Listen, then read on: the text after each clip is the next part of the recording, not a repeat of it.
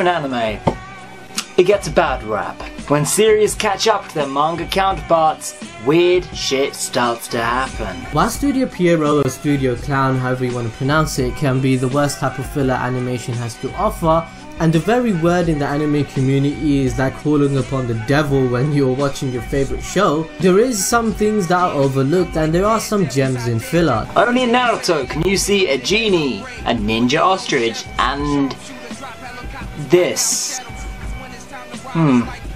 Okay. You know there's a lot of fillers right now that's happening in Naruto and we're all kind of pissed off. Hey, whams off the books, stays off the books. Literally in this case. And whilst they can be the worst that animation has to offer, people often skip them. But we go kinda mad when we hear the two words filler arc or ninja ostrich. Actually, his name is Condor, the Lord of the Ostriches. How do you know that? How do you know that, Sam? Oh, I'm a masochist. But yeah, seriously, did you know that Kishimoto actually wanted Sarutobi to be a dog? The animals in this world talk? That Naruto got to the Chunin exams by farting? Yeah, Kishimoto's got some weird shit of his own. Well, there is some good filler that happened recently, and when I was watching this episode, I actually ridiculously forgot that I was watching filler. There's both amazing and dismal filler out there, and with my new bud AnimeBallsDeep, that's his name, it's amazing. We're gonna filter out the best. Let's go.